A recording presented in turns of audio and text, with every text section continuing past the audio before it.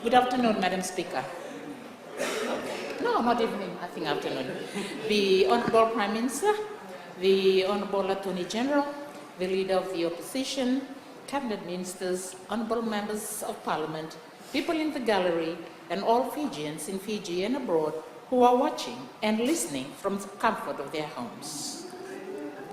First and foremost, I wish to take this opportunity to personally thank the government and the Ministry of Economy in particular for this responsible and commendable budget for this fiscal year. A special gratitude goes to the Honorable Prime Minister and the Honorable Attorney General and Minister for Economy for their foresights and love for the people of our nation. And these attributes are reflected in the 2018 and 2019 budget.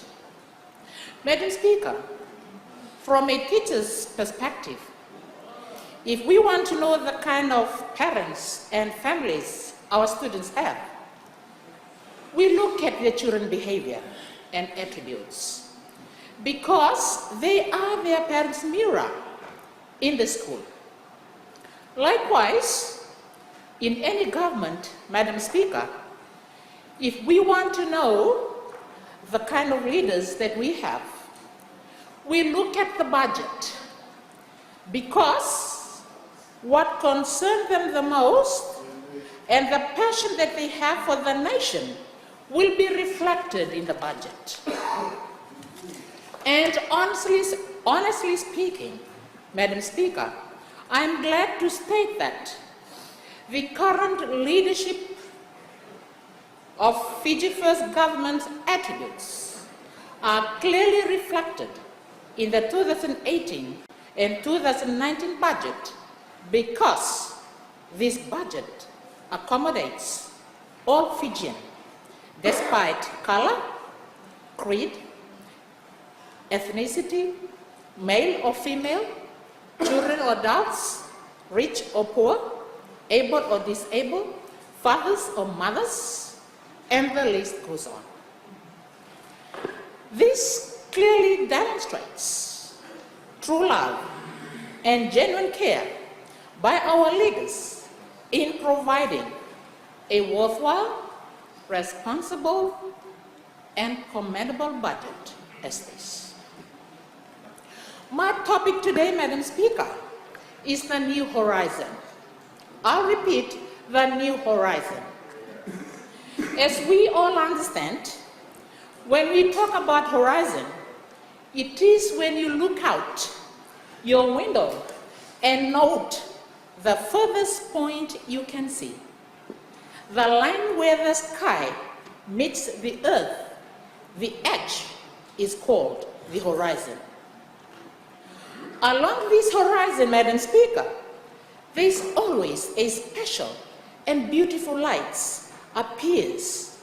And the beauty of this scenery is when they are seen during sunrise and sunset. So this beautiful light is likened to this budget in a way that brings sunshine and special brightness to the faces of our Fijian families.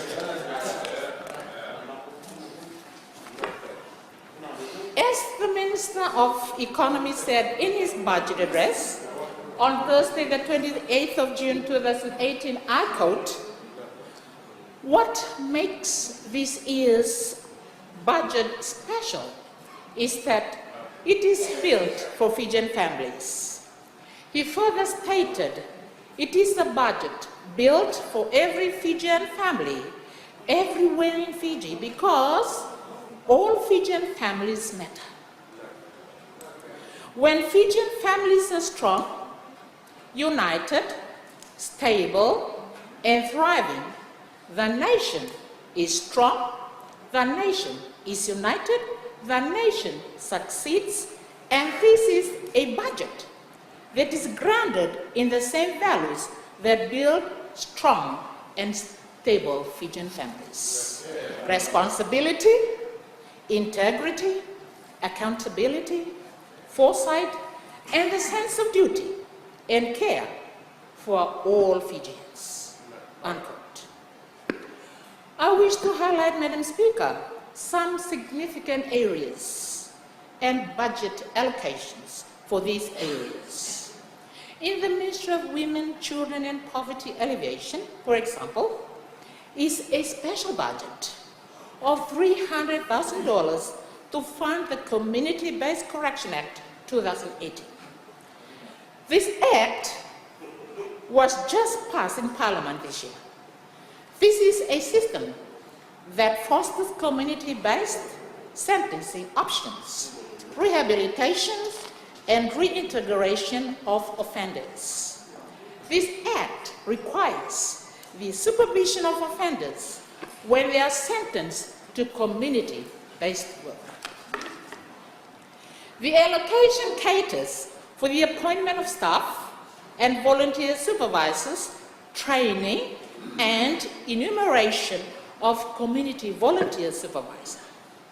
On the same note, Madam Speaker, budget is also allocated for the expenses for juvenile, with a total amount of $80,000. And $15,000 will be used to buy a piece of land for a new juvenile center. Currently, there's only one juvenile center in Fiji, which is in Samoa. This center accommodates juveniles who are in conflict with the law. This is a very delicate age group in society who are below 18 years of age. This budget allocation will further enhance the rehabilitation programs that are currently undertaken by the center, and in the hope that the number of recidivism will drop significantly. Another significant area which I wish to highlight, Madam Speaker, is the budget allocation of $5 million towards Parenthood assistance payments in Fiji. That means mothers from families with a household income below $30,000 upon the birth of a child, whether it be a first, second, or third child, and so on, will be granted $1,000. The moment the baby is registered at the birth, deaths, and marriage office and issued a birth certificate, a new bank account will be opened at any participating bank in the mother's name to receive the Parenthood assistance payment. The first $500 will be available to the mother immediately to purchase the baby's needs, and the other $500 will remain in the child's account until he or she enters year 1 in the primary school. No fees will be charged in maintaining these accounts. Madam Speaker, no fees will be maintaining in these accounts, Madam Speaker, and this is history in the making. This is a very commendable initiative by government for a child to start off with a financial foundation, and hopefully in the long run, parents will also contribute to their children's savings account. I wish to quote some responses from parents towards this initiative, Madam Speaker. From the Fijian, Madam Speaker, Serenia Kato, 26, a mother of 2, of Naimbalembale Sawa, welcomed the initiative. I quote, "What a joy to receive that news when announced. We thank the government and they will be blessed," she said. The vision for the future generations will be better in terms of the upbringing, but this does not motivate us to have more babies. We work with God's plan. But generally, this is great news, unquote. Serene's mom, Semayama, Maria 49, said, "The kids born in the new year are the lucky babies. They have benefits we do not have during our parenting days," unquote. Madam Speaker, I also wish to thank the government for the increased budget allocation for TELS, with increased budget allocation of $46.5 million. This initiative will further enhance and open doors to all Fijian children to be access to tertiary education. Madam Speaker, some families which I know have 2 or 3 children who are in tertiary institutions because of TELS and toppers. One particular example is a simple farmer who has a child studying a Bachelor of Environmental Science at the University of the South Pacific, and another who is studying a bachelor degree in forestry. He's one of the happiest Fijian fathers, and more importantly, he said that students, no matter what background they come from or their parents' financial status, and the good news is there are a lot of children who are now able to attend tertiary education due to the provision of such grant, unquote. This was impossible during my time, and that was the reason I ended up to be a farmer, because my parents could not afford to send me to tertiary institution despite my capability. And now, I'm so glad two of my children are at tertiary institution, and I have another 3 who will also attend university once they complete their high school education, unquote. This, Madam Speaker, a clear indication of government commitments and responsibilities towards its people, and the government must be commended on these initiatives. Another initiative by government that needs to be highlighted is the regularization of the appointment of special constables in the 2018-2019 national budget of $24.6 million for that purpose. This initiative has been welcomed by the Commissioner of Police, Brigadier Juvenile Centre. He was extremely thrilled and thanked the government on behalf of special constables working with the Fiji police force for a number of years. Brigadier Juvenile said, if there was a word to describe the police budget, it was exquisite. I repeat, it was exquisite.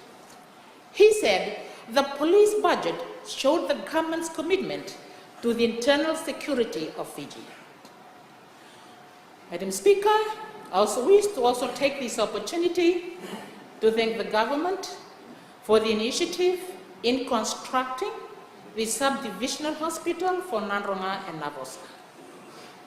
Madam Speaker, 10,000 Fijians in the Nanronga and Navosa province will benefit from the $11 million new SubDivisional Hospital that will be constructed by end of next year. The new hospital, as the Attorney General and Minister of Economy said, that the new hospital would provide maternity services, pharmacy services, and lab testing, along with x-rays and ultrasounds. These are, Madam Speaker, some of the budget highlights as new horizons that the Fijian government is taking us to, as the focus of emphasis is the family. And I reiterate what the Honorable Attorney General and Minister of Economy said, that this is a budget that empowers Fijian families, laying out new and better economic opportunities for every member of every family in the country. This is a budget that gives a leg up to families who need special care, those in rural and remote parts of Fiji, and those low-income families. This is a budget that protects families who are facing tragic and unforeseen circumstances. And this, Madam Speaker, is a budget that will bring every Fijian family more prosperity, not only in the here and now, but for the years and decades to come, unquote. As a member of this Honorable House, I therefore appeal to this Honorable House, or to this August House, to join hands together by disseminating this budget message honestly and truthfully to our people, if we are genuine in taking our nation forward. Gone are the days when we lie to people about the truth, and let's work responsibly as members of Parliament for the betterment of our people. Therefore, Madam Speaker, I fully support this budget. And may the good Lord bless us and bless our beloved nation. Thank you.